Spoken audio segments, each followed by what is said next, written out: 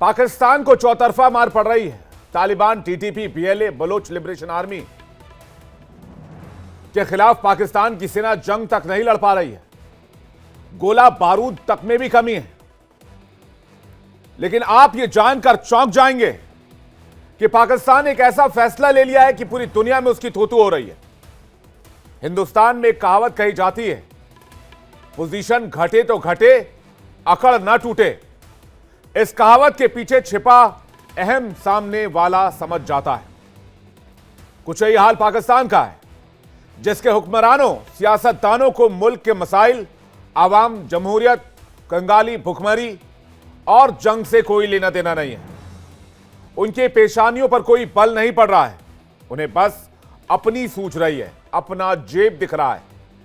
और अगर ऐसा ना होता तो फिर नेशनल असेंबली के सांसदों की तनख्वाह का 300% बढ़ाने की भला कैसे सोच लेता।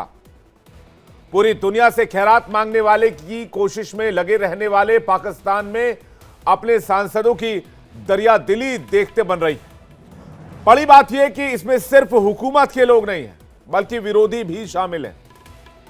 यानी खुद की तनख्वाहें बढ़ानी हो तो पक्ष विपक्ष सब एक हो जाता है। जब पारी आवाम के मसले की आती है, जंग की आती है, मुश्किलों की आती है, तो फिर पाले खींचे जाते हैं। तो क्या पाकिस्तान में खजाने के खाली होने का खुला नाटक पूरी दुनिया में खेला जा रहा है? ऐसा नहीं है हाल सिर्फ आम लोगों का, बल्कि सरकारी मुलाजिम भी बदतर हालत में जी रहे हैं। कई महकमे में तो महीनों से तनख्वाह तक नहीं मिली है, जिसमें स्कूलों में पढ़ाने वाले मास्टर भी शामिल हैं। बावजूद इसके ऐसा लगता है कि पाकिस्तानी सांसदों को इससे कोई लेना देना नहीं है, कोई फर्क नहीं पड़ता है। अपनी तनख्वाह में 300 गुना तक इजाफा का फैसला लिया गया है। यकीनन जिस मुल्क में आवाम 2 जून की खुराक के लिए, रोटी के लिए जद्दोजहद करती हो, सड़क पर आटा लूटा जाता हो, वहां सांसदों का 300 गुना तनख्वाह बढ़ाना गुनाह है, हैरान करने वाला है। और दिलचस्प बात यह कि इसमें सभी सांसदों की मंजूरी है, यानी पक्ष और विपक्ष की एक ही राय है। सरकारी मुलाजिम भी बदतर हालत में, कई महीनों से तनख्वाह भी नहीं मिली है। लेकिन इससे पाकिस्तानी सांसदों को कोई फर्क नहीं पड़ता, बस अपनी जेब गर्म होनी चाहिए। मैं तो कहता हूं ये लूट का प्लान है, ये सभी मुल्क छोड़कर भागने वाले हैं। 10%, 20% तक का इजाफा, 30-40% का इजाफा समझ में आता है।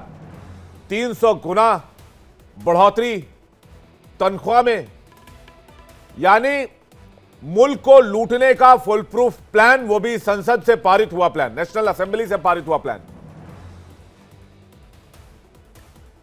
सत्ता में अगर इस फैसले की बात करें तो सत्ता पक्ष और विपक्ष दोनों इसमें शामिल हैं। नए फैसले के बाद पाकिस्तान की नेशनल असेंबली के सांसदों को 5,19,000 रुपए तनख्वाह मिलेगी। नेशनल असेंबली के स्पीकर सरदार अयाज सादिक ने पीएम की मंजूरी के बाद इससे जुड़ी अधिसूचना जारी कर दी। नेशनल असेंबली के सांसदों की तनख्वाह फेडरल सेक्रेटरी के बराबर हो गई। इससे पहले असेंबली के सांसदों को 1,80,000 पाकिस्तानी रुपए तनख्वाह मिलती थी। असेंबली की वित्त समिति की बैठक में पाकिस्तान पीपल्स पार्टी, पीटीआई और पीएमएलएन सभी मुख्यधारा के नेताओं ने स्पीकर से मुलाकात की थी। हालांकि यह भी सच है कि सांसदों की तनख्वाह में इजाफा 7 साल बाद किया गया है।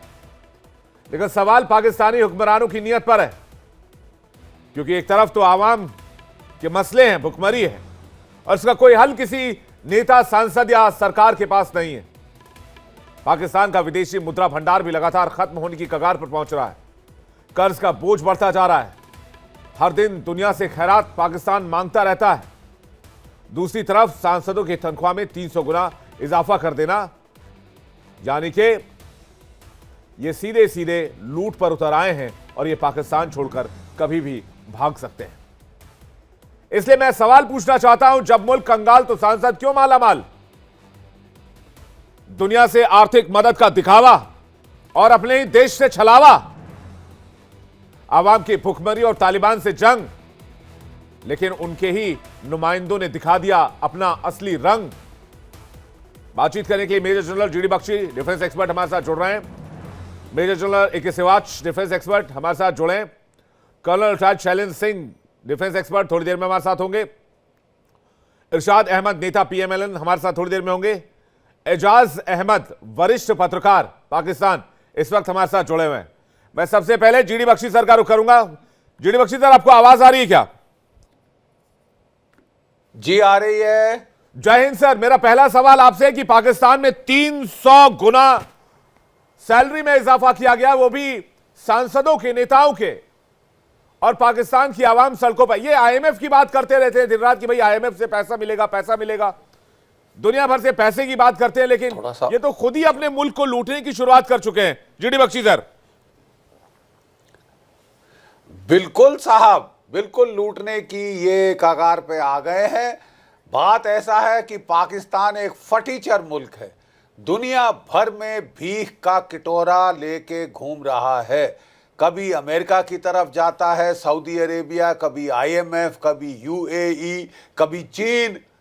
जहां लोन लिए हैं, लोन चुकताने के लिए लोन ले रहा है। ये तो बुरे हाल हैं। 2 रोज की रोटी अपने आवाम को नसीब नहीं हो रही, बिजली के बिल से उनकी कमर टूटी जा रही है। और साहब ये यहाँ पे अपनी पे में इजाफा किए जा रहे हैं। ये तो बेशर्मी की भी हद होती है। ऐसे काल में, ऐसे वक्त में नॉर्मली लोग बड़ा वो सहानुभूति दिखाने के लिए कहते हैं साहब हमारी तनख्वाह में कटौती कर दो, आवाम को दे दो। ये तो साहब आवाम के लुटेरे ये कह रहे हैं कि भाड़ में जाए आवाम, 2 रोज की रोटी मिलती नहीं मिलती साहब, हमको तो 5 उंगलियां घी में चाहिए। ऋणम कृत्वा घृतम पिबेत, उधार लेंगे साहब लेकिन घी खाएंगे, घी। ये तो हाल है इस पाकिस्तान के रहनुमाओं का, पाकिस्तान के नेताओं का। कुछ तो साहब शर्म होती है, कुछ तो साहब उनको ये फिक्र होती है कि हमारे देश में लोगों का क्या हाल है। अपनी पे बढ़ाए जा रहे हैं, वो भी साहब 5.5 लाख रुपए। और दोनों ऑपोजिशन और रूलिंग पार्टी सब शामिल, सब जो है उसमें ये कटोरे में हाथ डाल के खूब घी खाना चाहते हैं साहब, है जनता के एक्सपेंस पे, जनता जनार्दन के एक्सपेंस पे। ये तो बेशर्मी की इससे बड़ी हद मैंने तो नहीं देखी साहब। एक पाकिस्तानी के सिर पर औसतन 3 लाख का कर्ज है, इसकी भरपाई कैसे होगी ये कोई नहीं जानता पाकिस्तान में, लेकिन पाकिस्तान के नेता खुद अपना जेब भरने में लगे हुए हैं। 2024 में टोटल लोन 71.24 खरब रुपए है पाकिस्तान के ऊपर। 2024 की बात है ये। मैं एजाज अहमद जी हमारे साथ जुड़े हुए हैं, सीधे उनके पास चलते हैं। एजाज अहमद जी, एवरेज लोन 3 लाख रुपए हर पाकिस्तानी के सिर पर, लेकिन सांसदों की सैलरी 5 लाख से ज्यादा, 300 गुना की बढ़ोतरी। मसाइल तो है, इसमें तो कोई शक नहीं है, और इसमें हमारे लोगों की गलतियां भी हैं, नाअहलियां भी हैं, ये दैट इज ऑल राइट। लेकिन मुझे हंसी आती है जब आप जैसा मुल्क ऐसी बात करता है जहां करोड़ों लोग आज भी सड़कों पर सोते हैं। मैंने सैकड़ों फैमिली देखी है इंडिया में, मैंने विजिट किया। कई नस्लें उनकी, कई जनरेशन उनकी सड़कों पर पैदा हो गई। तो और आप जो जिस किस्म के डिफेंस एक्सपेंसेस करते हैं, हमारे लिए ये प्रॉब्लम है, क्योंकि हमें इंडिया सेंट्रिक होना पड़ता है। आपकी वजह से हमें बहुत कुछ भुगतना पड़ता है। आपकी वजह से जब हमने देखा था कि जब 98 पे आपने वो पोखरान में एटमी धमाके किए, तो किस तरह आपकी जो लीडरशिप थी, और माफ कीजिएगा बख्शी साहब को मैं समझता था कि जनरल के ओहदे से रिटायर हुए तो शायद कोई पढ़ी लिखी बात करेंगे, लेकिन ये मुझे नेताजी नजर आए हैं, रिटायर्ड जनरल के बजाय एक क्रिटिकल नेता नजर आए हैं। मैं माफी चाहता हूँ अगर बख्शी साहब को मेरी बात बुरी लगी हो। अब हकायक पर बात करनी चाहिए। हकायक ये है कि आज आपके यहाँ आपके और हमारे रुपए का भी एक फर्क देख लीजिए। आपका रुपया, हमारे 2.5 रुपए आपके 1 रुपए के बराबर होते हैं। अब हमारे यहाँ महंगाई भी है, इसमें भी कोई शक नहीं है, और 1,80,000 एक एवरेज सैलरी है। एक ऐसा आदमी जिसने 5 लाख 7 लाख के कॉन्स्टिट्यूएंसी को रिप्रेजेंट करना है, और फिर वो कोई और काम भी नहीं करता, आखिर उसको अपना घर भी चलाना है। तो ये मैं समझता हूँ कि ये बहुत पहले हो जाना चाहिए था, इसलिए कि वो आदमी जिसने एक फेडरल सेक्रेटरी को गाइडलाइन देनी है, जिसने फेडरल सेक्रेटरी को पॉलिसी बनाकर देनी है, पॉलिसी के लिए कंट्रीब्यूशन करनी है, उसको कुछ रिसर्च करना पड़ती है, उसको अपना टाइम देना पड़ता है, फिर स्टैंडिंग कमेटियों में आना पड़ता है, बहुत कुछ वो अपनी फैमिली के लिए सफर कर रहा होता है। तो उसको अगर आप एक खुशहाल जिंदगी दे दें, एक आप उसको अच्छी सैलरी दे दें, तो मेरा नहीं ख्याल कि कोई हर्ज और ये है। जो लोग ऐसे आटा लोग- लूटते हुए विजुअल में नजर आ रहे हैं, ये क्या करेंगे? आपने कहा कि भाई इंडिया के आपने बहुत विजुअल देखे हैं, मैं तो तस्वीर चला दी, आटे के लिए मारामारी बीच सड़क पर हो रही है आपके एजाज भाई, आप नहीं, ये ये मानने सब के लिए आपके तैयार अभी- नहीं है। आपने कहा जीडी बख्शी भाईजान, ये नेता की सब तरह आपके अभी- नेता की तरह ये आपके तकरीर अभी- करते हुए चले गए। देखिए ना, मैं जीडी बख्शी ये सर से इसका आपके जवाब ले अभी लूंगा, होता है। लेकिन मैं आपको एक फैक्ट मिनट, बताता हूँ, सुनिए मुझे आप। बात पूरी कर लेने दीजिए। नहीं जी। नहीं, मुझे बात पूरी करने दीजिए। ये सब आपके यहाँ भी होता है, मैंने बहुत नहीं बार नहीं, हमारे यहाँ देखा नहीं होता है। भाई साहब, बहुत आपको होता है, किसी ने बहुत गलत होता है, जानकारी ये तो दी है, सब- पाकिस्तान में बनी नहीं, हुई कोई नहीं, फिल्म आपको बहुत- दिखा दी होगी। नहीं, नहीं, नहीं, बहुत होता है टीवी। नहीं नहीं, आपको किसी ने गलत जानकारी दी है, मैं बता रहा हूँ ना, मैं हिंदुस्तान में बैठा हूं, मैं बता रहा हूँ। मैंने तो 5 विजिट किया। स्टेट बैंक ऑफ पाकिस्तान के गवर्नर जमील अहमद ने कहा है कि साल 2025 के लिए पाकिस्तान का कुल बकाया कर्ज 26.2 बिलियन डॉलर का है।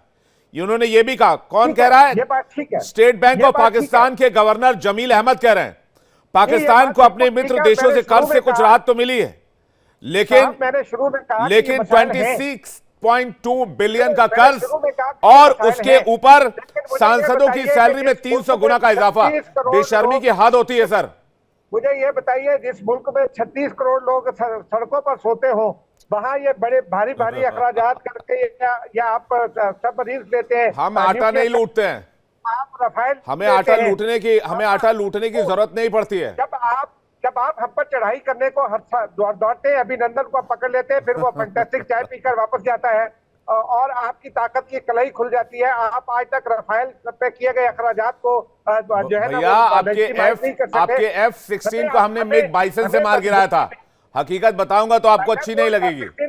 आप पढ़े लिखे पत्रकार हैं, आप जानते हैं कि मैंने F-16 कंपनी बाइसन और F-16 का फासला कितना है, रिफ्यूट किया था। आपके एलिगेशन को F-16 कितना बड़ा फासला है, इस पर अमेरिकियों ने आपको लताड़ लगाई थी। अमेरिकियों ने आपसे सवाल जवाब पूछा था कि मिग बाइसन से कैसे उड़ा दिया F-16 को, तुमने कैसा पायलट उसमें डाला था। अब उन बातों पर मत जाइए, आपकी बेइज्जती होगी एजाज भाई। मैं आपको मशवरा दे रहा हूं, मेरे मशवरे को मानिए, मेरे मशवरे को मानिए। कल साहब आ गए, एक बार जीडी बख्शी सर कुछ कहना चाह रहा है आपको। जीडी बख्शी सर, की बुनियाद पर बात करना है। 26.2 बिलियन कर्ज, मैं फैक्ट बता रहा हूं आपको, फैक्ट पर बात कर रहा हूं। GD Bakshi sir, GD Bakshi sir जल्दी से। देखिए जनाब, एक मिनट एजाज अहमद साहब, बड़े इत्मीनान से हमने आपको सुना है और आपने खास मेरे तरफ व्यक्तिगत रूप से कुछ आपने इल्ज़ाम लगाए हैं, तो ज़रा जवाब भी सुन लीजिए। देखिए, पाकिस्तान में एक आदत है डिनाइल की ये तो साहब है ही नहीं, कि अगर जैसे शुतुरमुर्ग का तरीका होता है, मैं रेत में सर दे दूंगा तो कोई दुश्मन ही नहीं है, कोई प्रॉब्लम ही नहीं है। उस दिन इरशाद साहब कह रहे थे कि साहब पाकिस्तान में खुशहाली है, तो मैंने उनको उस दिन भी जिक्र किया था कि साहब खुशहाली में तो आप लगते हैं, क्योंकि आप अच्छा खा पी रहे हैं, क्योंकि आप भी सांसद हैं। 5 लाख 5.5 लाख की आपने तनख्वाह अपनी बढ़ा ली है आप लोगों ने, तो आपके आम आवाम का क्या होगा जिसको 2 रोज की रोटी नहीं मिल रही, जो आटे के लिए रॉयट कर रहे हैं, मारपीट हो रही है वहाँ पे साहब है। ये तो वहाँ की असलियत है। आप मुस्कुरा सकते हैं क्योंकि आप अच्छा खा रहे हैं, आप तो अच्छी कमाई कर रहे हैं पाकिस्तान में at the expense of the people of Pakistan. ये जो मिलिट्री कॉम्प्लेक्स है, मिलिट्री ISI कॉम्प्लेक्स, जिसकी आशीर्वाद के बगैर आप सांसद नहीं बन सकते, और फिर वो सांसदों को भी खुश रखते हैं, खुद तो वो खाते पीते बड़ा तगड़ा है। जब कोर कमांडर साहब के घर में लाहौर में हमला हुआ था तो पोल खुल गई थी साहब, उनका फ्रिज में क्या क्या आलीशान खाने की चीजें भरी थी साहब है। वहाँ के शुतुरमुर्ग लोग ले गए, काट के खा गए, इतनी भूख लगी थी। वहाँ पे अच्छे जो है क्राफ्ट चीज और एग्जॉटिक फ्रूट, इंपोर्टेड फ्रूट थे साहब, तो वो तो साहब असलियत है पाकिस्तान की। आपने लूटा है अपने आवाम को, आपकी वजह से जनाब वो 2 रोज की सीधी रोटी नहीं खा सकते, क्योंकि पाकिस्तान की फौज को खिलौने चाहिए, F-35 फाइटर चाहिए साहब है। आपको तो एवैक चाहिए साहब, वो भी स्वीडिश एवैक चाहिए, महंगे से महंगा, क्योंकि भाड़ में जाए पाकिस्तान के लोग, 2 रोज की रोटी नहीं मिलती तो क्या घास खाएं घास खाए। सर मैं हमको आपको बता रहा चाहिए हूं साहब के बख्शी लोग। सर, मैं आपको बता रहा हम हूं तो रहेंगे ये ठाठ अपनी में। सैलरी बढ़वा के सारा माल समेट के पाकिस्तान से हो जाएंगे फरार, पाकिस्तान के आवाम को उनके हाल पर छोड़कर। मेरा आगे है। और इरशाद अहमद जी हमारे साथ जुड़े हुए हैं, उसके बाद में सिवात सर आपके पास आ रहा हूं, और कल शैलेंद्र भी हमारे साथ जुड़े हुए। इरशाद अहमद भाई, अब तो आप माला माल है भाई आपकी मैंने सुना तनख्वाह का काफी ज्यादा जो है वो बढ़ गई है, आप भी हैं उसमें शामिल। 5 लाख से ज्यादा तनख्वाह हो गई है। मुल्क को बहुत 2 शुक्रिया। रोटी तो कम से कम खिला दें इरशाद भाई। बहुत शुक्रिया। मैं ये कहूंगा कि मैं तो हमेशा, अभी जनरल बख्शी साहब भी फरमा रहे थे, मैं तो हमेशा कहता हूँ पाकिस्तान खुशहाल है, पाकिस्तान के लोग खुशहाल हैं, बदहाल हैं तो हिंदुस्तान वाले सिर्फ हमारी खुशहाली पे परेशान रहते हैं, पता नहीं क्यों रहते हैं। अच्छे पड़ोसी होना चाहिए था आपको खुश होना चाहिए था। देखें, जब कोई तैयारी करके जाएगा, जब पेट भरा हुआ होगा तो वो सबको पढ़ा भी सकेगा। अगर भूखे पेट कोई किसी को पढ़ाएगा तो पढ़ा नहीं सकेगा, खुद अपनी टेंशन में रहेगा। ये हाल आप लोगों का। देखें, हमारी तनख्वाहें बढ़ी, हमारा मुल्क खुशहाल हम दे सकते हैं तो हमने तनख्वाहें बढ़ाई। आपसे तो नहीं मांग रहे, आपसे तो नहीं कहा हमें दुनिया भर से तो मांग कीजिए। रहे और मैं सर, हमेशा ये कहता हूं, चाइना से मांग रहे हैं, खाड़ी मुल्कों से मांग रहे हैं, रशिया से मांग ही रहे हैं, IMF से मांग ही रहे हैं। आपकी तरफ हमें देखना पड़े। मैं तो ये दुआ करता हूँ कि खुदा करे कि मैं जन्म जन्म तक आप लोगों की मदद करता रहूं, चाहे माली मदद करूं, चाहे जहनी मदद करूं, चाहे आपके जहनी फतूर खत्म करूं, चाहे आपके इसको कहावत कहते हैं, मुंगेरी लाल के हसीन सपने। देखिए सुन तो लीजिए। तो आप इरशाद भाई मुंगेरी लाल मत बनिए। गुस्ताखी माफ, ऐसी खुशहाली आपको मुबारक हो। मैं तो ये दुआ करता हूँ जनरल साहब के खुदा करे कि मैं आपकी मदद करूं, आपके दिमाग से और जहन से और दिल से दहशतगर्दी का वो फितना निकाल दूं जिसको अलापते रहते हैं दिन रात। आप सुबह शाम एक ही बात करते हैं आप, और बात पाकिस्तान पे रख के करते हैं, करते खुद हैं दहशतगर्दी। आप देख लीजिए, क्रिकेट से लेकर के ये जो 5 लाख रुपए सैलरी जो बढ़वाई है, इरशाद भाई इधर आइए, इधर उधर ना जाइए। एक चीज और देखिए, ये जो 5 लाख कितनी सैलरी मिलेगी आप लोगों को? आपको मालूम नहीं है, कर्ज है $26.2 बिलियन का। सुन लें, आप दूसरे को मौका दिया करें। इरशाद भाई, कोई फरारी का प्लान तो नहीं है कि भाई सारा माल समेट कर सारे नेता गायब पाकिस्तान से? देखिए मेरी जैसा बात परवेज मुशर्रफ साहब ने किया था, जैसे आप सुन तो ले, नवाज शरीफ साहब ने किया था, जैसे कई ऐसे नाम है तो सैकड़ों है। मोहम्मद नवाज शरीफ साहब इस वक्त भी पाकिस्तान में मौजूद हैं और वो पाकिस्तान बनने से पहले के बिजनेसमैन है, उनका बिजनेस पहले से था। वो अमीर तरीन लोगों में आते हैं और आते हैं, कोई उसमें दूसरी राय नहीं है। अब मैं बात करता हूं कि सफारती ताल्लुकात भी आपको नहीं आते करने। आप देखिए, आपका प्राइम मिनिस्टर पाकिस्तान के हदूद से गुजरा, उन्होंने इतना भी नहीं समझा बेहतर कि आप इजाजत ले लें, कुछ खुदा ना खास्ता हमारे मिसाइल डाल देते एक निशाना तो आपको लग पता जाता। सिफारती ताल्लुकात होते हैं, सिफारती आदाब होते हैं, कोई इजाजत होती है, किसी की क्या कह रहे हैं, किसी की बेस से गुजर रहे हैं।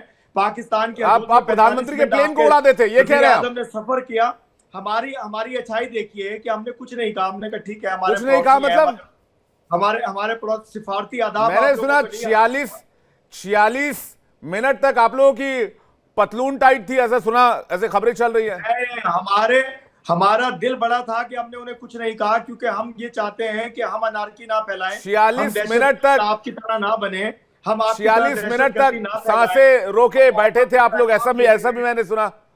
सिवात सर आपको कुछ कहना चाह रहे हैं? भाई साहब ये कह रहे हैं कि भाई अगर खुदा ना खास्ता कुछ हो जाता, एक आध मिसाइल हम मार देते तो फिर क्या होता आपका? सिवात सर, मैं इस पर रिएक्शन चाहूंगा। ठीक है, एक सेकंड इरशाद में आ रहा हूँ, इरशाद जी में आ रहा हूँ। सिवात सर, कर्नल शैलेंद्र सर, सिवात सर।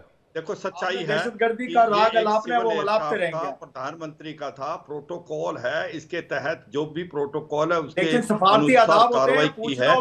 मगर अच्छा, अभी सुन लो, आप सुन ले, अगर इरशाद साहब कहते हैं कि हम मिसाइल मार देते तो पाकिस्तान का नामो निशान मिट जाता अगले दिन। ये समझने की कोशिश करो, अगर गलती से अगर आप मिसाइल कर देते तो आपका नामो निशान मिटा देते हम।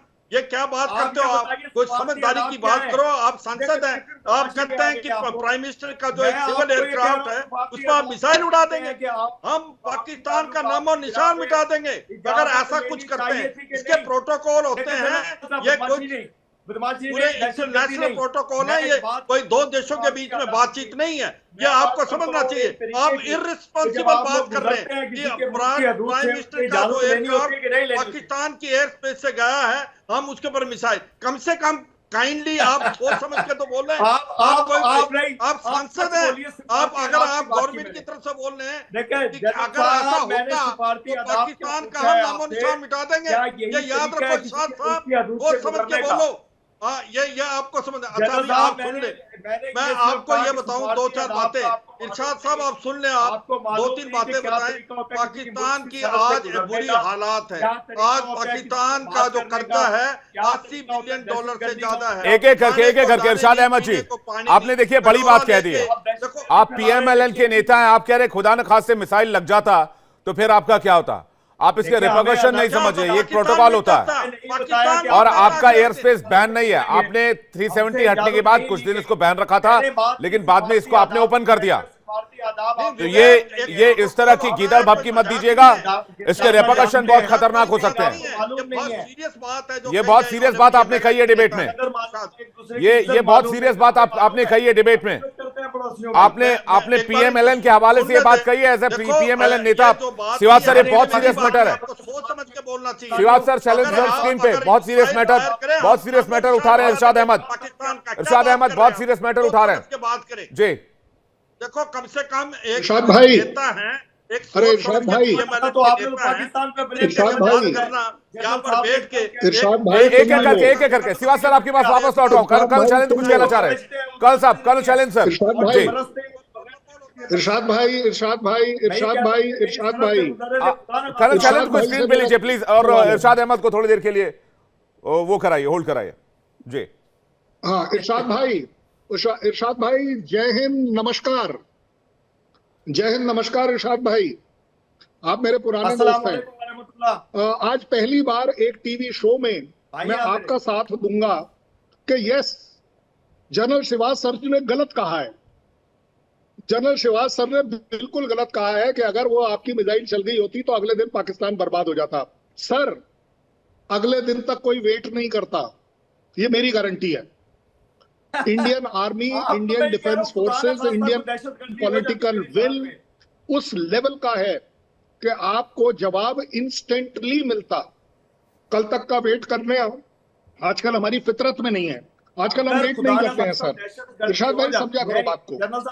मैं इसमें थ्रेटन नहीं कर रहा हूँ, मैं आपको रियलिटी बता रहा हूँ। ये मोदी है, मत इससे पंगा लो। और मोदी इस समय भारत की बान और शान है। मत पंगा लो इस टॉपिक के ऊपर। आप मिसाइल मोदी की तरफ चला दीजिए, आप मिसाइल के भरोसे मत बैठिए कृपया कर। ज्यादा बड़ी बात मैं आपको सपोर्ट करता हूँ। क्या खुशहाली है, भगवान करे इस तरह की खुशहाली किसी और कंट्री को ना हो, हमें तो खैर बिल्कुल ही ना हो।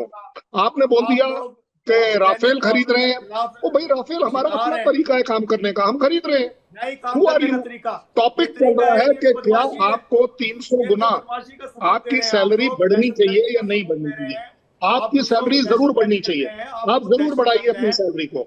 लेकिन जनाब, ऐसा समझा जाता है दुनिया में कि एक पॉलिटिशियन अपने देश के लिए काम करता है, देश के लूटने का काम नहीं करता है। आपके यहाँ पर सिर्फ और सिर्फ 2 लोगों की पे ठीक है, एक आर्मी की जो आपके यहाँ डीप स्टेट है, जो सब कुछ कंट्रोल करता है, लूट मचा रखी है, और उसका ऑफिशियल डॉक्यूमेंट दे रहा हूँ इरशाद भाई। ऑफिशियल डॉक्यूमेंट ये है कि जनरल बाजवा ने जब अपना इनकम टैक्स लास्ट वाला फाइल किया था तो उन्होंने अपनी इनकम में 1200 करोड़ रुपए दिखाया था। अब आप सोच लीजिए, तब भी आपने कहा था कि हो ही नहीं सकता। पर ज्यादा बड़ी बात ये नहीं है, आपने कहा अच्छे पड़ोसी होने का नाता आप करेंगे। हम हमेशा से अच्छे पड़ोसी आपको रिकमेंड करते हैं कि कृपया कर सैलरी बढ़ाइए, लोगों की खुशहाली बढ़ाइए, और सिर्फ एक आइटम अगर आप कम कर दें और वो है आपका टेररिज्म का खर्चा, आपके 100 खर्चे पूरे हो जाएंगे। आपको सिर्फ टेररिज्म से तौबा करनी है। उससे भी और बड़ी बात यह है कि मुझे लगता है कि सिर्फ आपकी टेरर और डिफेंस स्पेंडिंग अगर कम हो जाए तो मुझे लगता है आपके यहाँ आटा जो 400 से 600 रुपए किलो मिल रहा है वो शायद गिरकर 40 या 50 रुपए मिल जाए। गरीबों की बात, और जहां तक खुशहाली की बात है, नहीं एक सेकंड, जहां तक खुशहाली की बात है, बहुत बढ़िया बात आपने कही है। आपकी खुशहाली इतनी ज्यादा है कर्नल साहब ना आपकी खुशहाली इतनी ज्यादा है कि मक्का मदीना ने आपके भिखारियों देखिए, को दो बातें इरशाद अहमद ने की है, और जो बात कर्नल शैलेंद्र सर कह रहे हैं मैं उसको डेटा से सपोर्ट कर देता हूं। 16 साल पहले पाकिस्तान का सार्वजनिक ऋण 16 साल में 61.5 लाख करोड़ का आपका जो ऋण है वो बढ़ चुका है पिछले 16 साल में। सिर्फ एक लम्हा बोलने 2008 में सर इरशाद जी आपने बहुत अजीब बात कही है, मैं उस पर डिबेट करूंगा अभी। 2008 में आपका ये जो कर्ज था ये 6 लाख करोड़ था, और 2024 के अंत में 67.5 लाख करोड़ रुपए हो गया। सवाल के जवाब तो दीजिए आप लोग। आप कह रहे हैं कि भाई आप प्रधानमंत्री के प्लेन को टच कर देंगे, आपने ऐसा कहा कैसे? आप सुने मैंने क्या कहा वो सुने।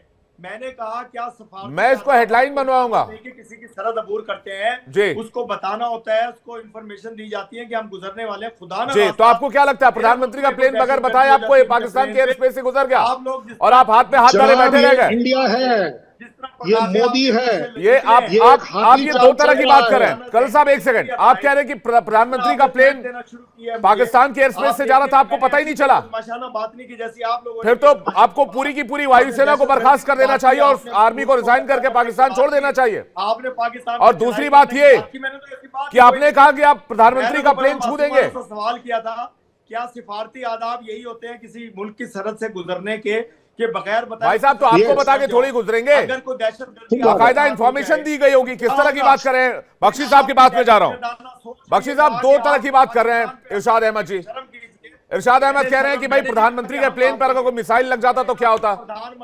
इरशाद अहमद जी एक सेकंड रुक जाइए, मैं आ रहा हूं आपके पास। दूसरा कह रहे हैं कि भाई इंफॉर्मेशन देनी होती है। एक देश का प्रधानमंत्री गुजर रहा है, इनको खबर ही नहीं है, कह रहे हैं is an act of war. आप जरा सोच समझ के बोलिए। Attacking a head of state is an act of war. आपने ये जुर्रत की होती, आपका धमाका आपको मिनटों में पता चल जाता मतलब क्या होता है साहब। हेड ऑफ स्टेट के ऊपर आप कह रहे हैं हम मिसाइल फायर करते, वो एक्ट ऑफ वॉर है साहब। सोच समझ के बोल लीजिए। आप लोगों को बहुत लूज स्टेटमेंट देने की आदत हो गई है, लेकिन आप एक जिम्मेदार आदमी हैं, हमने सोचा था। आप एक सांसद हैं अपने मुल्क के, और आप ये जो कह रहे हैं ये ऑफिशियल बन जाता है।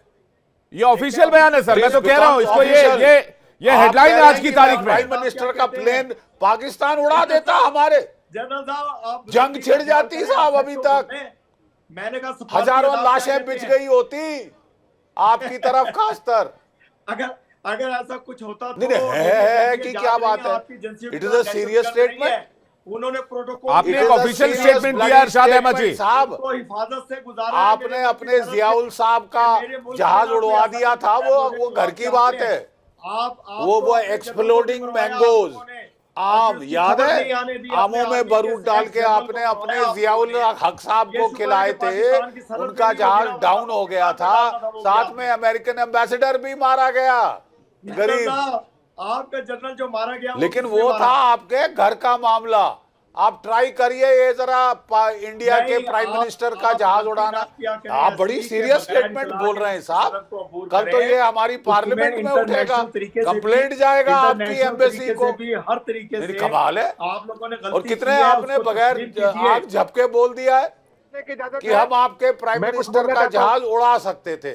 माशाअल्लाह, क्या बात है साहब, क्या बात है। दूसरे मिनट जंग शुरू होती साहब। जी मिस्टर होस्ट, क्या आप बोलेंगे क्या? आपने तो बहुत कुछ बोल दिया। एजाज अहमद वरिष्ठ पत्रकार इस पर कुछ कहना चाह रहे हैं। एजाज अहमद जी बताइए क्या कहना चाह रहे हैं। आपकी आवाज रुक रुक कर आ रही है।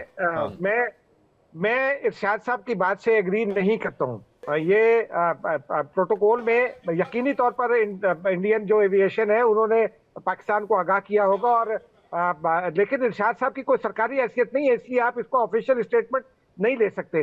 लेकिन ये जिस किस्म के, मैं माफी चाहता हूँ इस बात की अगेन, कि मैं समझता हूँ कि इंडिया में पढ़े लिखे लोग भी हैं, वो तजिया करने की सलाहियत रखते हैं, लेकिन यहाँ ये तीनों रिटायर्ड हज़रात जो है, ये मुझे मोदी जी के राइट लेफ्ट हैंड लगे हैं। लेकिन जहाँ तक जहाज की बात आपने की, बख्शी ने जहाज की बात की, वो बिपिन रावत साहब का भी जहाज तबाह हुआ था।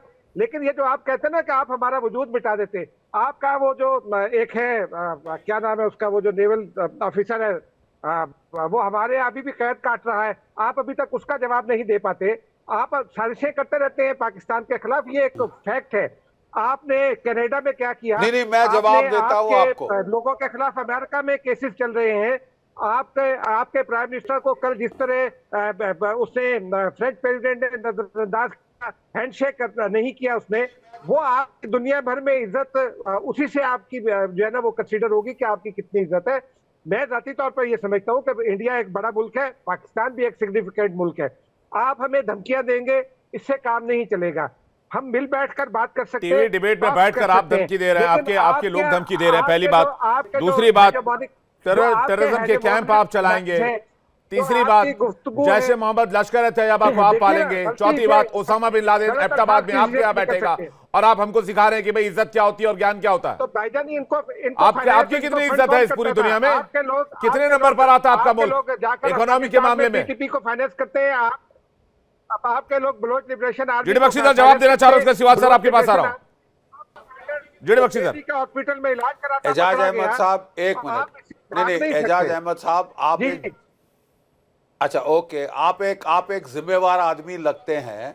मैं आपको याद दिलाना चाहता हूं कुलभूषण जाधव को आपकी आईएसआई के गुर्गों ने ईरान से अपहरण किया था, उसको किडनैप किया था, उसको ले गए पाकिस्तान, टॉर्चर कर करके उससे ये उगलवाया, वो हामी भरवाई। अरे साहब, टॉर्चर करने आप हमारी टॉर्चर चेंबर में आ जाएं तो साहब आप तो गाएंगे कैनेरी की तरह, ठीक है साहब। और उसका आप बड़ी बात बना रहे हैं। वो तो इंटरनेशनल कोर्ट ने आपको फटकार मारी है, आपको याद नहीं है? इंटरनेशनल कोर्ट ने फटकार मारी थी। यहाँ बात हो रही थी कि क्या आप हमारे प्राइम मिनिस्टर के जहाज पे फायर कर सकते हैं। मैं आपसे पूछता हूँ, क्या ये जायज है? क्या प्रोटोकॉल के मुताबिक आपको खबर नहीं की जाएगी? नहीं, क्या ये जायज बात है जो आपके सांसद साहब कह रहे हैं यहाँ पे? जायज है? आपने जो जम्मू कश्मीर में कोई 80,000 अफराद मरवा दिए हैं, ज्यादातर सिविलियन, औरतें, बच्चे। पंजाब में आपने लोग मरवाए थे, ठीक है। और हर जगह जहां टेररिज्म हो रही है, आईएसआई की, सबकी, इस्लामिक स्टेट की, और ये सब उसके पीछे आपका हाथ है। उसके पीछे पाकिस्तान मुस्लिम लीग एंड नेशनलिस्ट की बात करें अगर, शाद अहमद जी ने बड़ी सीरियस बात थोड़ी देर में कही, लेकिन वो कह रहे हैं कि उनका कोई लगा था आपके ऊपर। एजाज अहमद कह रहे हैं कोई ऑफिशियल स्टेटमेंट नहीं है, उनका बयान सरकार का बयान नहीं माना जाएगा, लेकिन किसी पॉलिटिकल पार्टी का बयान तो माना जाएगा ना सर। सिवाज सर के पास जा रहा हूं। सिवाज सर कुछ कहना चाह रहे हैं। सिवाज सर, ये तो एक आम शहरी के ख्यालात है और उनकी बात भी आपने नहीं सुनी। वो ये कह रहे हैं अभी आप सुन लो, अभी आप सुन, इजाज साहब आप सुन लो। देखो ये अब एक एक करके सुन लेते हैं, एक एक करके सुन लेते हैं। हाँ, अब सुन लो।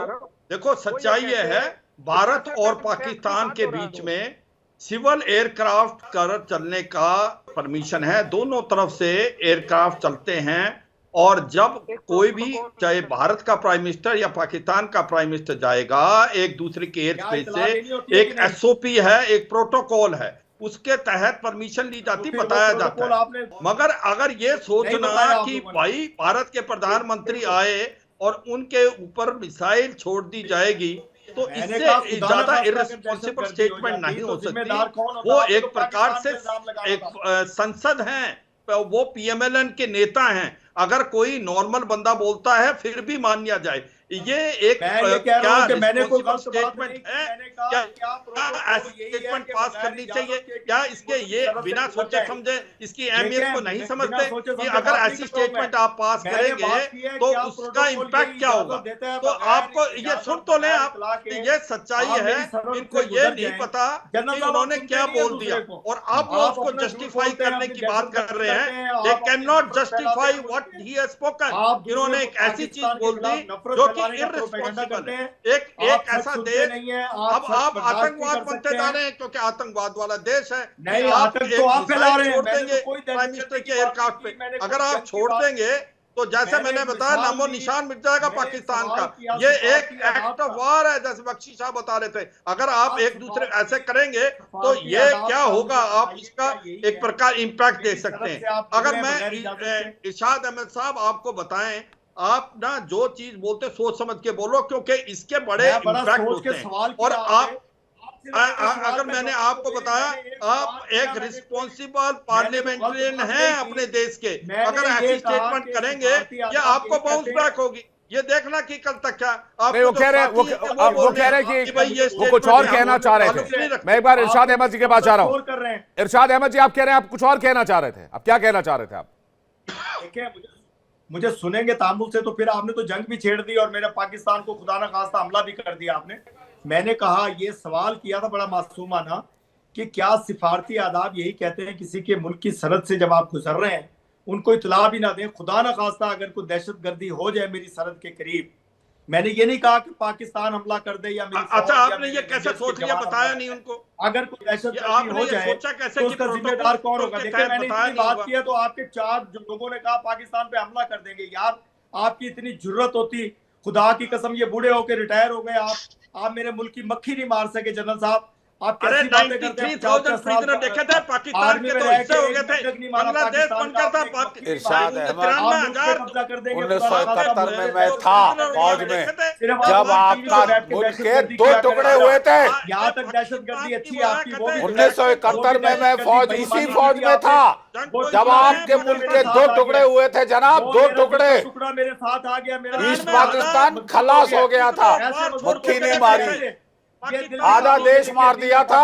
ये बांग्लादेश और पाकिस्तान कट्टा है, ये दिल फिर दोबारा जुड़ गया। ये देखिए, ये जुड़ गया दिल, ये जुड़ गया दिल बांग्लादेश और पाकिस्तान। कैसी बातें करते हैं आप? आपने बेईमानी कितनी देर कहां तक जुड़ा लेता है ये भी आपको पता चल जाएगा बड़ा जल्द। तड़प आपके अंदर रहेगी। ये दिल तालिबान के साथ भी जुड़ा था। आपने दहशतगर्दी, बख्शी सर, ये दिल तालिबान के साथ भी जुड़ा था। देख रहे थे ना 6-8 महीने।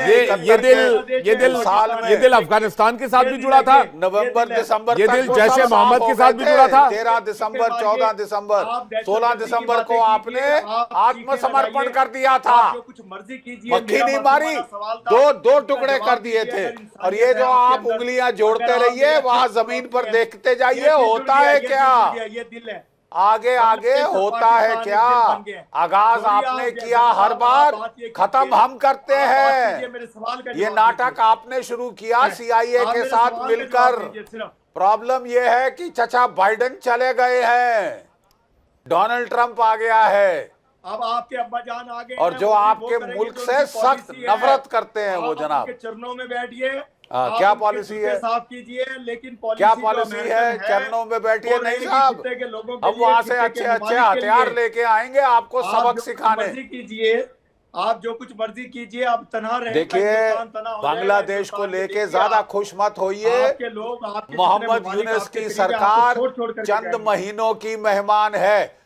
बड़े ध्यान से सुन लीजिए इरशाद अहमद साहब, मोहम्मद यूनुस की सरकार चंद महीनों की मेहमान है।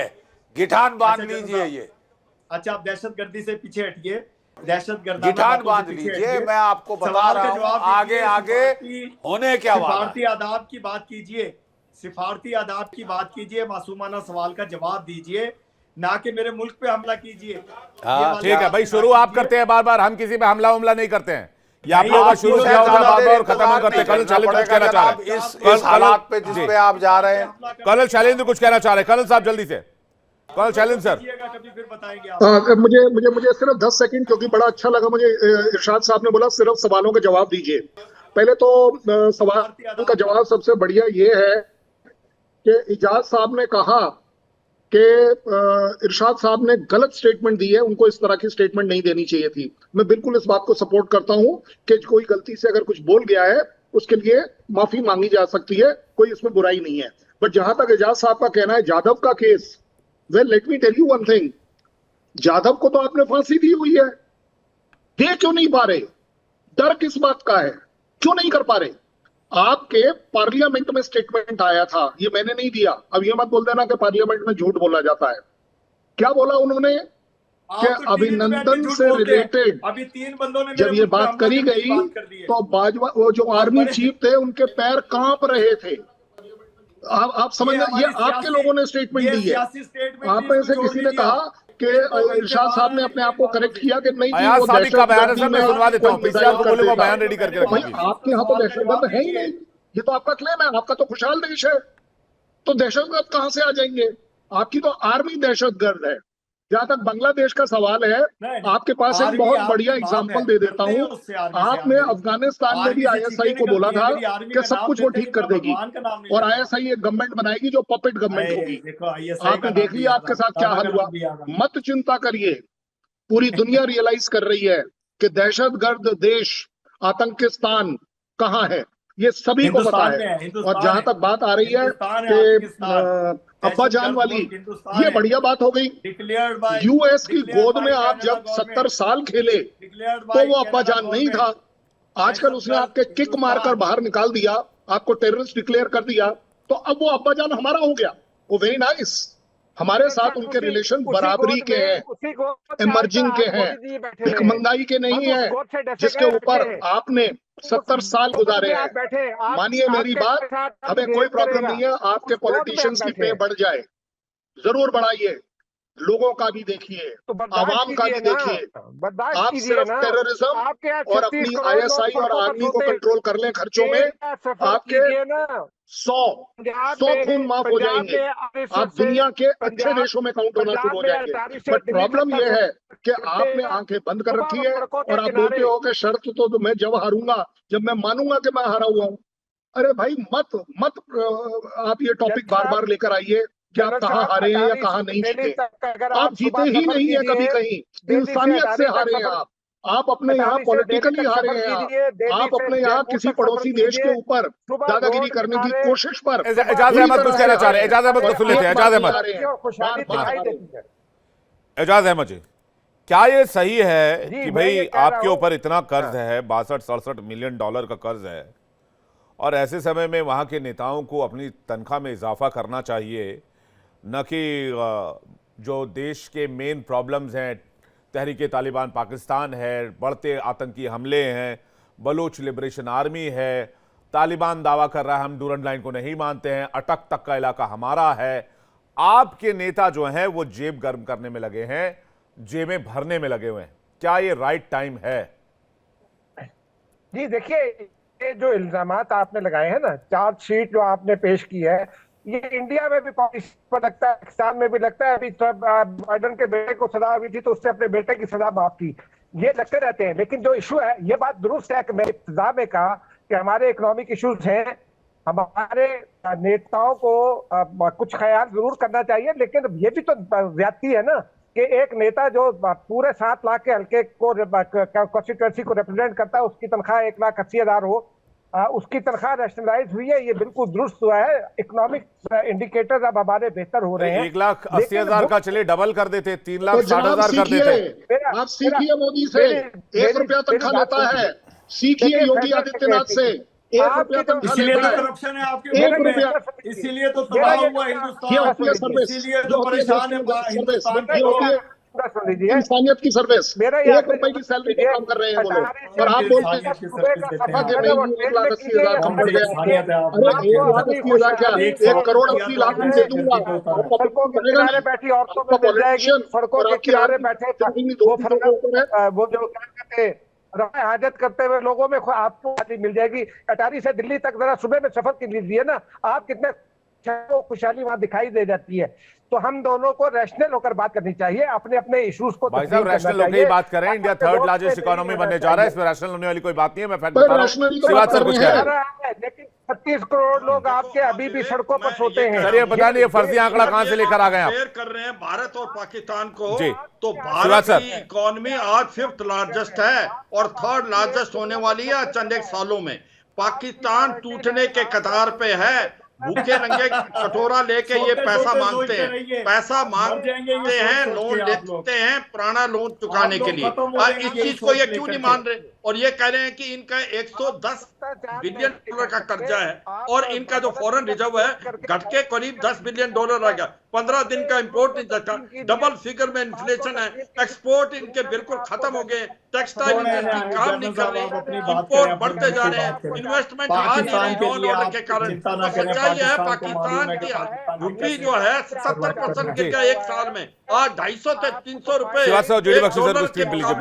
तो पाकिस्तान की इकोनॉमी जो इतनी खराब कर रही है और ये इस समय अपने सांसद की पेट बढ़ा रहे हैं और वो कहीं ना कहीं एजाज साहब जो आर्मी का डिफेंस मैंने आपके मुंह से कुछ कहना चाह रहा कुछ रैशनल बातें सुनी जी, इसलिए मैं आपको कुछ कहना चाहता हूं। एजाज अहमद साहब, आप पढ़े लिखे वरिष्ठ पत्रकार हैं, वहां के सीनियर जर्नलिस्ट हैं। मैं आपको कहना चाहता हूं, मेरा दिल रोता है पाकिस्तान के आवाम के लिए, जिसे 75 सालों में कभी जो है डेमोक्रेसी का टेस्ट नहीं मिला, जमहूरियत का टेस्ट नहीं मिला। आपको 30 साल तो पाकिस्तान की फौज ने डायरेक्ट राज किया है, बाकी 45 साल, हकीकत बोल रहा हूं साहब, दिल पे हाथ रखकर, बाकी 45 साल पाकिस्तान की फौज ने मुखौटे खड़े करके कठपुतलियां चलाई। अफसोस यह है कि आज तक पाकिस्तान के आवाम को जो है जमहूरियत जो है उनको नसीब नहीं हुई, उनको जमहूरियत नसीब नहीं हुई। एजाज अहमद कुछ पूछना चाह रहे हैं आपसे, एजाज अहमद कुछ पूछना चाह रहे हैं। इमरान खान साहब ने हिम्मत दिखाई थी और हिला दिया था पाकिस्तान की फौज को। प्लीज हाँ जी बोलिए। क्या कोई बड़े से बड़ा इंडियन जर्नलिस्ट, कोई बड़े से बड़ा इंडियन जर्नलिस्ट उस टर्म में, उस टोन में इंडियन आर्मी को वो सवालात कर सकता है, रॉ के किरदार पर क्वेश्चनिंग कर सकता है? जो कुछ आपने कनाडा में किया, जो कुछ फाइव आइज ने आपके बारे में कहा, आपके यहाँ मैंने कोई स्टोरी ऐसी नहीं देखी। हम रोज अपनी फौज पर भी तनकीद करते हैं, हम रोज अपने फौज पर तनकीद की थी इमरान खान ने, जिंदगी भर जेल में सड़ा दिया आप लोगों ने इमरान खान को, और इतने चार्जेस लगाए हैं जिससे वो कभी बाहर आ ही नहीं पाएगा। बख्शी सर कुछ कहना चाह रहे हैं, बख्शी सर। आप मुझे एक नहीं इरशाद साहब, नहीं की करप्शन पर हो जी, बख्शी सर जल्दी से इसका आंसर कीजिएगा। Exactly Bakshi sir. नहीं एजाज साहब, आई एम वेरी सॉरी, इसका मतलब आप हमारी अखबारें पढ़ते ही नहीं है। जिस तरह से हमारी प्रेस अटैक करती है हमारी फौज को, हमारे चीफ को, ठीक है, और गाली गलौज तक आ जाते हैं लोग, ठीक है साहब, कि वो यहाँ कोई डरता नहीं है, यहाँ फ्री प्रेस है, यहाँ फ्री प्रेस है। आप जरा कोई एक मुझे वारदात दिखाइए जहाँ आपके आर्मी चीफ को किसी ने कुछ कहा हो, गाली दी हो। इमरान खान साहब ने बोला तो वो बेचारे जेल की सलाखों के पीछे है।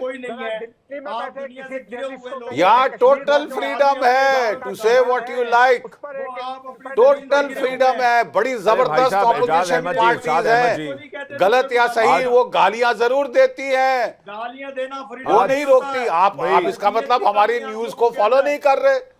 नहीं, और दूसरी बात सर ये कि भाई इंडियन आर्मी कोई पाकिस्तानी आर्मी थोड़ी है, कोई दुकानदारी वाली आर्मी थोड़ी है।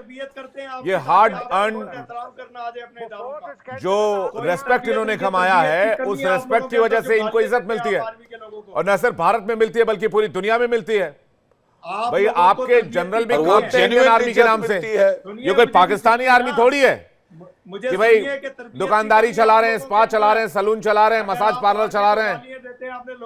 ये कोई पाकिस्तानी आर्मी थोड़ी है, पहली बात। दूसरी बात एजाज, एक करके सुनिए ना, अरे भाई साहब आप लोग सुनते नहीं, दिक्कत है। इरशाद अहमद और एजाज अहमद जी, आपने कहा कि भाई रैशनल होकर बात कीजिए, डेटा पर बात कीजिए। भारत की जो इकोनॉमी है वो 5th लार्जेस्ट इकोनॉमी है, लगभग $3.5 ट्रिलियन की इकोनॉमी है। लेकिन अगर मैं इस लिस्ट में मैं पाकिस्तान को सर्च कर रहा था, तो पाकिस्तान सर्च करते करते, स्क्रॉल करते करते 11, 12, 13, 14, 15, 16, 17, 18, 19, 20, 21, 22, 23, 24, 25, 26, 27, वियतनाम भी पार हो गया, फिलीपींस भी पार हो गया, इसके बाद 38, 39, 40 ईरान भी पार हो गया, 40, 41 में पाकिस्तान है।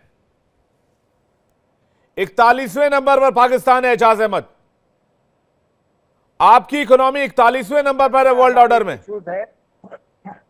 और आप कहते हैं कि भाई नेता बहुत मेहनत करते हैं इसलिए नेताओं की सैलरी 5,40,000 रुपए कर दी गई है।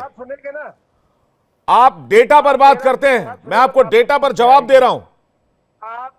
41वें नंबर की इकोनॉमी, अगर आपने टेररिज्म में पैसा इन्वेस्ट नहीं किया होता, मुल्क को बनाया होता, तो शायद आज आपकी इकोनॉमी टॉप 10 में होती, मैं मानकर चल सकता हूं।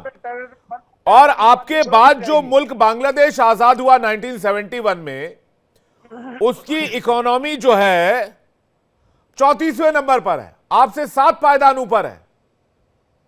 तकलीफ आपको इस बात की है कि बांग्लादेश तरक्की कैसे कर रहा है, बांग्लादेश की करेंसी भी आपसे मजबूत है। कर्नल शैलेंद्र सर कुछ कहना चाह रहे हैं, उसका सिवाय सर मैं आपके पास आ रहा हूं। शैलेंद्र सर एक एक करके प्लीज, एक एक करके। मेरा जवाब सुन लीजिए, एजाज साहब, अरे एजाज साहब सुन लीजिए। ठीक है, एजाज साहब से जवाब ले लेते हैं। एजाज साहब और कर्नल साहब को स्क्रीन पर रखिए। एजाज साहब आप 10 सेकंड में जवाब दीजिए क्योंकि वाइंड अप का भी वक्त हो रहा है। उसके बाद कर्नल साहब, एजाज साहब का जवाब क्या है इस पर? मैं ये कह रहा हूं कि आप अपनी रॉ को रोक लीजिए, वो ब्लड लिबरेशन आर्मी को फंड ना करे, वो टीटीपी और टीटीए को फंड ना करे, हमारी इकोनॉमी बेहतर हो जाएगी, ग्रो कर जाएगी। बिल्कुल बिल्कुल, मैं लपेट रहा हूं। एजाज साहब इजाजत देंगे? अब आप इजाजत देंगे? जी कर्नल साहब जल्दी से, टाइम नहीं सर। ये आपका गिल्टी कॉन्शियसनेस, अगर आप 1 सेकंड सुन लीजिए। अब तो मैंने तो सुन लिया, आपने बोला 10 सेकंड दीजिए, मेरा भी जवाब सुन लीजिए। आप डाटा की बात कर रहे हैं, आप डाटा की बात कर रहे हैं। सबसे बड़ी बात है कि 2 दिन पहले यूएस के एम्बेसडर ने यूनाइटेड नेशन में क्या कहा है, क्योंकि आपके यहां दहशतगर्दी नहीं होती है, उन्होंने कहा है टॉप मोस्ट रिक्रूटमेंट ISIS खोरसान की आपके यहां पर हो रही है। पहली बात, जितने भी इंटरनेशनल प्लॉटिंग्स हो रही हैं टेररिस्ट से रिलेटेड, वो सक्सेसफुली पाकिस्तान से एमिनेट करती है। उसके अलावा मैंने नहीं कहा, आपके यहां बोला गया कि आपके यहां उसामा कहां मिला, वो तो पाकिस्तान में मिला ही नहीं, वो तो इंडिया में मिला, क्योंकि आपके यहां तो खुशहाली है। दहशतगर्दी तो हमारे यहाँ है। हफीज कहाँ है? वो मेरी गोदी में बैठा हुआ है, क्योंकि हमारे यहाँ पर दहशतगर्दी है। मसूद कहाँ है? ये मैं नहीं बोल रहा, दुनिया के टॉप। अरे भाई रॉ फंड करता है नहीं करता, पहले साबित तो कीजिए। उठा के रॉ फंड करता है, रॉ फंड करता है। रॉ कहाँ फंड करता है, किसको फंड करता है, आप साबित करके दिखाइए। आप डोजियर दीजिए, आप दीजिए प्रूफ। हमने तो 1000 बार 1 लाख बार आपको डोजियर दिया है कि आप आतंकवाद फैलाते हैं। ओसामा बिन लादेन को अमेरिका आपके यहाँ से निकाल कर ले गया और कुत्ते की तरह मारा। सिवाज सर कुछ कहना चाह रहे हैं? सिवाज सर जल्दी से, सिवाज सर। विवेक मैं ये कहूंगा जी, ये बात हैं, ये पाकिस्तान ने आतंकवाद क्रिएट किया, गुड और बैड टेररिस्ट में फर्क किया। लश्कर तौबा जैसे मोहम्मद को गुड टेररिस्ट बोलते हैं, ये भारत में भेजते हैं, और तहरीक तालिबान पाकिस्तान को ये बैड टेररिस्ट बोलते हैं क्योंकि इनको काटता है। पर ये किसी कोई पूछे कि आतंकवाद पैदा किसने किया, आसमान से नहीं गया। हिलेरी क्लिंटन 2013 में आई थी, उन्हें बोला था अपने घर में सांप ना पालें। अगर आप सोचेंगे कि आपके पड़ोसी को डसेगा, एक दिन आपको डसेगा। लेकिन इस हालात में भी पाकिस्तानी सांसदों को हर महीने 5.5 लाख रुपए तनख्वाह के चाहिए और 300% की बढ़ोतरी। इससे ज्यादा कोई मुल्क बेशरम नहीं हो सकता। आप सभी मेहमानों का बहुत बहुत शुक्रिया हमारे साथ डिबेट में शामिल होने के लिए और जुड़ने के लिए। पाकिस्तान की आवाम एक एक रोटी के लिए मोहताज हो रही है, लेकिन सांसदों की सैलरी 5.5 लाख रुपए पाकिस्तानी रुपए से भी ऊपर कर दी गई है। अंदाजा आप लगा सकते हैं कि मुल्क को किस कदर लूटा जा रहा है और ये मुल्क खात्मे की ओर है।